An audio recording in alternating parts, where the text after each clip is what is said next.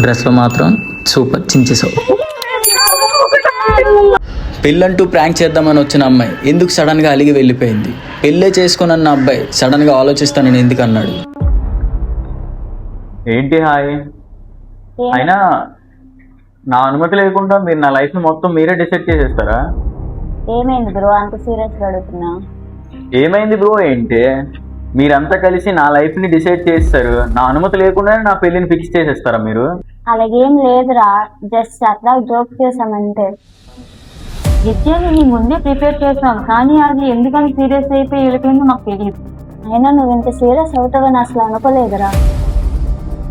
అదంతా కాదు, నిజంగా పెళ్లి చేసుకుంటుంది మీ షాక్ అయిపోయాం బ్రో.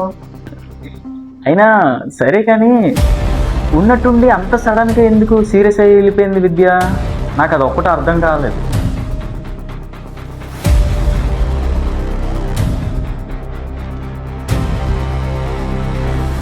అయినా నాకు తెలియకుండా నా దగ్గర మీరు ఏదో దాస్తున్నారు, నిజం చెప్పండి.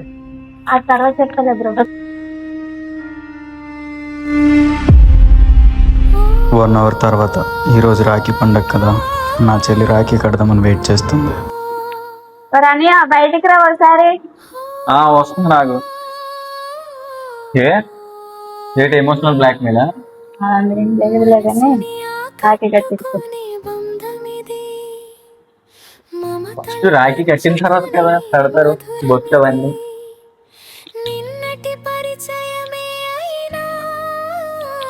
నేడు ప్రాణమయ్యే అనుబంధమిది.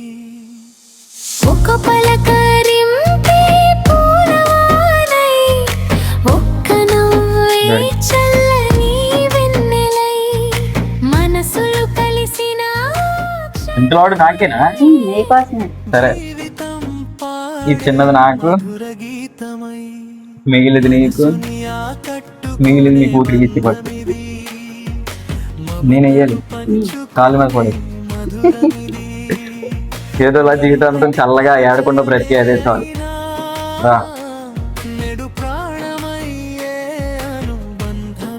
ఓకే, పైసలు గీసలు ఇట్లే వెళ్ళి నీ కూతురికి ఇచ్చిన ఇల్లడుక.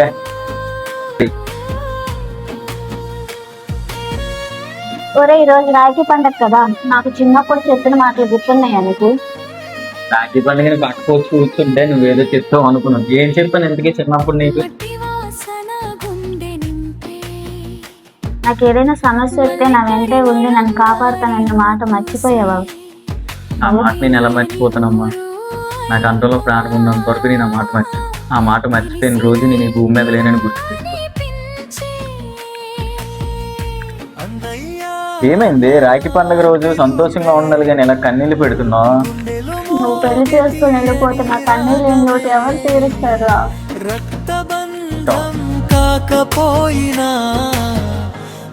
నాకు పెళ్ళైన తర్వాత నిన్ను మర్చిపోతానని భయపడుతున్నావు తల్లి. పెళ్ళైన తర్వాత నేను ఎన్ని సముద్రాల అవతలు ఉన్నా సరే నా చెల్లిని ఎప్పుడు ఒక్కంట కనిపెడుతూనే ఉంటాను. ఇది నా బాధ్యత. ఇంకా విద్యని కలవడమే లేట్.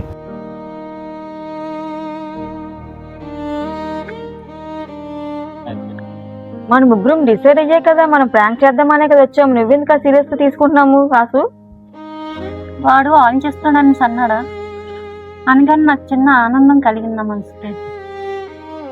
కానీ వాడు ఆలోచిస్తా అన్నప్పుడు నాకు ఒక్క క్షణం సంతోషం కలిగింది. వాడు నన్ను పెళ్లి చేసుకుంటాడనేసి చెప్పలేదు కదా, అందుకే నేను మౌనంగా వచ్చేసాను.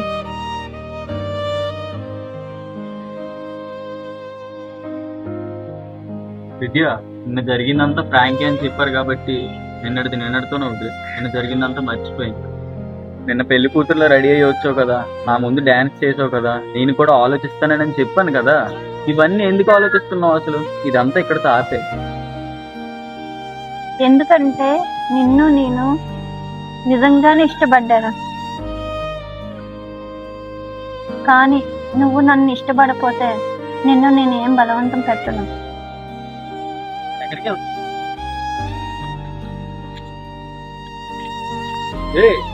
నిన్న పెళ్లి చేసుకోమని అడిగావు కదా నన్ను. ఆలోచిస్తాను, నాకు కొంచెం టైం ఇవ్వు. విద్య, నువ్వు నన్ను ఎంత ఇష్టపడ్డావో నాకు తెలియదు, కానీ నాకు నేను బాధ పెట్టడం అయితే అసలు ఇష్టం నాకు. కానీ పెళ్లి కోసం అయితే ఇప్పుడే నేను నీకు మాట ఇవ్వలేను, ఎందుకంటే మన ఇద్దరం కొంతకాలం ట్రావెల్ చేద్దాం.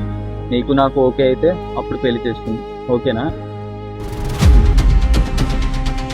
అయితే మన ప్లాన్ ఓకే అయిందని మాట అయితే. సుమా, అన్నయ్యకి మోసం చేస్తున్నావా నువ్వు? ప్రాంక్ చేశారా నా మీద, లేదంటే నా పెళ్లి ఏకంగా ఫిక్స్ చేసేసారా? ఒరే నీ పెళ్లి విషయంలో ఈ పెళ్లి ప్లాన్ ఎప్పుడు ఫెయిల్ అవ్వదురా. నిజంగానే పవన్ని విద్య పెళ్లి చేసుకుంటుందా లేదా మళ్ళీ ఫ్రాంకే చేశారా? అసలు ఈ అమ్మాయిలు ఎందుకు నవ్వుతున్నారు? పవన్ ఇప్పుడు ఏం నిర్ణయం తీసుకోబోతున్నాడు అన్నది నెక్స్ట్ ఎపిసోడ్లో మనం చూద్దాం.